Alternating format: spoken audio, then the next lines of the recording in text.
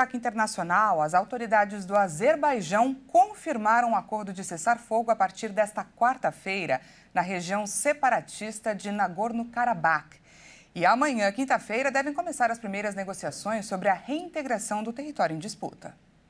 O Ministério Azerbaijano da Defesa anunciou, após uma declaração similar dos separatistas, que as forças de Nagorno-Karabakh entregariam as armas e um cessar-fogo entraria em vigor às 9 da manhã no horário local. A presidência confirmou que as negociações vão começar na quinta-feira, depois que as forças do país iniciaram uma operação militar para recuperar a região, que estava sob controle armênio há mais de 30 anos. O comunicado diz ainda que todas as forças armadas armênias seriam retiradas do território. A Armênia disse que não tem tropas posicionadas na região separatista. Os rivais históricos estão envolvidos há décadas em uma disputa pelo território montanhoso dentro do Azerbaijão, que é habitado principalmente por armênios étnicos e policiado por separatistas e por forças de manutenção da paz russas.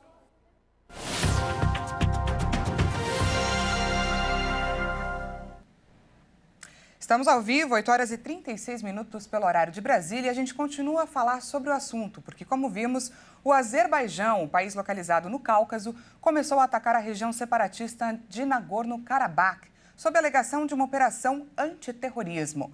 A região, onde vivem mais de 120 mil pessoas de origem armênia, é palco de disputas territoriais entre Armênia e Azerbaijão desde a década de 80. E o embaixador da Armênia condenou os ataques e chegou a chamar a agressão em grande escala de limpeza étnica. Afirmação essa que encontra respaldo, inclusive, no Tribunal de Haia, que é o Tribunal Internacional de Crimes de Guerra. Para entender melhor o que acontece nessa região, eu chamo agora para a nossa conversa o mestre em Relações Internacionais, Ricardo Rios. Bom dia, Ricardo. Seja muito bem-vindo.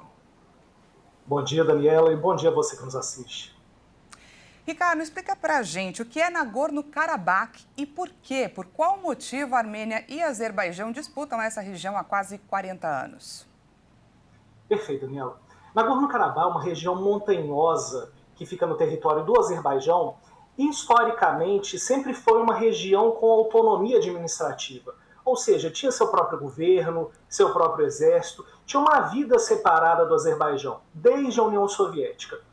Por que a Armênia e a Azerbaijão brigam por essa região ao mesmo tempo? Porque é uma região que, historicamente, é muito importante para os dois países. Né? Há toda uma criação de cultura da Armênia dentro de Nagorno-Karabakh e do Azerbaijão também. Atualmente, a maior parte da população de Nagorno-Karabakh é armênia, é de origem armênia. Então, durante a dissolução da União Soviética, os dois países duelaram por esse território e, na década de 90, ele se autodeclarou independente. Então, hoje, Nagorno-Karabakh tem uma presidência, tem um governo, um primeiro-ministro, instituições de Estado que funcionam muito bem. Ricardo, existe alguma chance de o Azerbaijão estar de fato promovendo uma limpeza étnica, como acusa o ex-procurador do Tribunal de Haia, Luiz Moreno, e o embaixador da Armênia? E por qual outro motivo atacar, então, o seu próprio território? Excelente pergunta, Daniela. Primeiro, não só há uma limpeza étnica, como também, nos últimos meses, houve uma forte tentativa de genocídio. O Luiz Ocampo, que é o ex-procurador do Tribunal de Haia, ele foi muito enfático ao dizer que, desde dezembro de 2022, quando o Azerbaijão fecha a linha de contato entre a Armênia e Nagorno-Karabakh, o Azerbaijão não só impediu o trânsito livre das pessoas, como também parou de chegar comida nesse território. Então você fala aí de 120 mil pessoas que não tinham acesso à água, a pão, a carne, a leite. Essas pessoas estavam famintas, né? Chegou ao estado de inanição. Na segunda-feira, o Azerbaijão liberou que alimentos pudessem entrar no território, mas não foi suficiente porque na terça-feira começaram esses ataques. E há pouco, Ricardo, o Azerbaijão teria confirmado o acordo de cessar-fogo com os separatistas de Nagorno-Karabakh. Quanto tempo de fato deve levar para que seja instalada uma nova organização?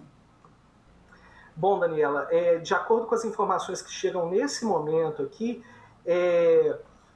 a partir de amanhã terá uma reunião, né, entre os separatistas e o governo do Azerbaijão para a reinserção dessa população no Azerbaijão. Porém, as imagens que chegam são aterrorizantes porque as pessoas estão fugindo. Elas estão fugindo desse território e voltando para a Armênia. Então você tem um fluxo grande de pessoas, o que de fato confirma aí essa tentativa de limpeza étnica, né?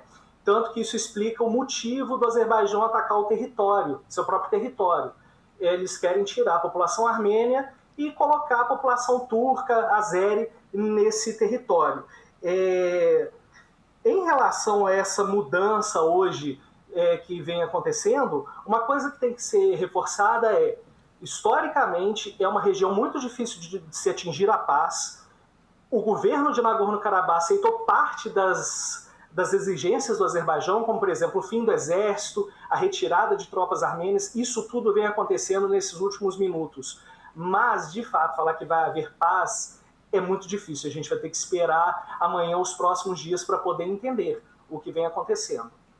Tá certo, a gente acaba de ter uma aula com o Ricardo Rios, uma aula de geopolítica, que é mestre em relações internacionais. Muito obrigada, Ricardo, mais uma vez pela sua participação. Eu que agradeço, Daniela. Bom dia a você e a quem nos assiste. Até mais.